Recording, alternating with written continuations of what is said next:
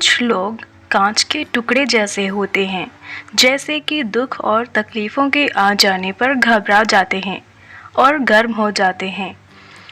और कुछ लोग हीरे के समान होते हैं, चाहे कितनी भी परेशानी क्यों ना आ जाए, पर अपने मन को हमेशा शांत रखते हैं।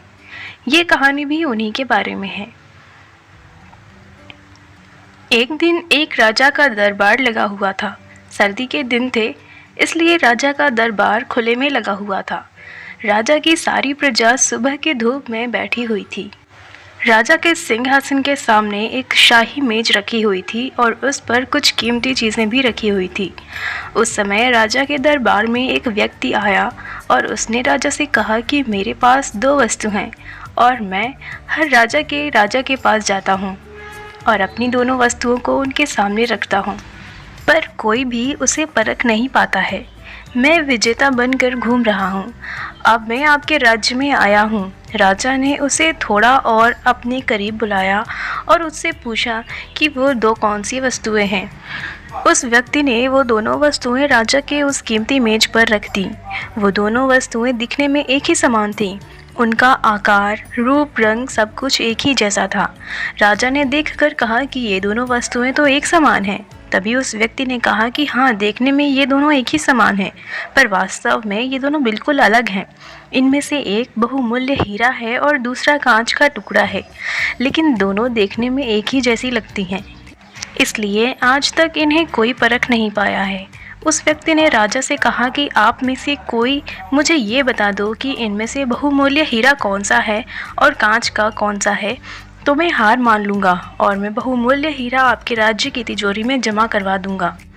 किंतु शर्त यह है कि कोई भी उसे पहचान नहीं पाया तो आपको इस हीरे की जो कीमत है वो मुझे देनी होगी। राजा ने कहा, मैं तो उसे नहीं परख पाऊँगा। राजा के जो मंत्री थे, वजीर थे, जो सभा में उपस्थित थे, वो सब ने उसे परखने से इनकार कर दिया, क्योंकि अगर किसी ने गलत उत्तर दिया तो उससे राजा का मान भंग हो जाएगा। कोई भी व्यक्ति उन दोनों वस्तुओं के बीच में क्या अंतर था वो परख ही नहीं पाया। थोड़ी देर बाद राजा की सभा में थोड़ी हलचल हुई और एक अंधा आदमी हाथ में लाठी लेकर आ रहा था। उसने कहा, मुझे राजा के पास ले चलो। मैंने सारी बातें सुनी हैं और ये भी सुना है कि कोई भी उस 2 वस्तु में से हीरा को कौन सा है ये परख नहीं पाया है।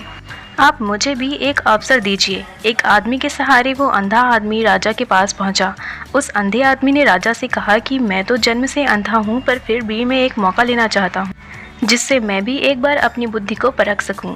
हो सकता है मैं सफल भी हो जाऊं, और यदि मैं सफल ना हुआ तो आप तो पहले से ही हारे हुए हैं। राजा को लगा कि मुझे इसे एक अवसर देना चाहिए और उन्होंने उस व्यक्ति से कहा कि अच्छा ठीक है, मैं तुम्हें एक अवसर देता हूँ। उस अंधे आदमी को दोनों चीज़ें छुआ दी गईं और उनसे पूछा गया कि इनमें से हीरा कौन सा है और कांच कौन सा है। उस अंधे आदमी ने एक क्षण में बता दिया कि ये हीरा है और ये कांच है। जो आदमी इतने सारे राज्यों को जीत कर आया था वो नतमस्तक हो गया और बोला कि आपने बिल्कुल सही पहचाना। धन्य हो आप।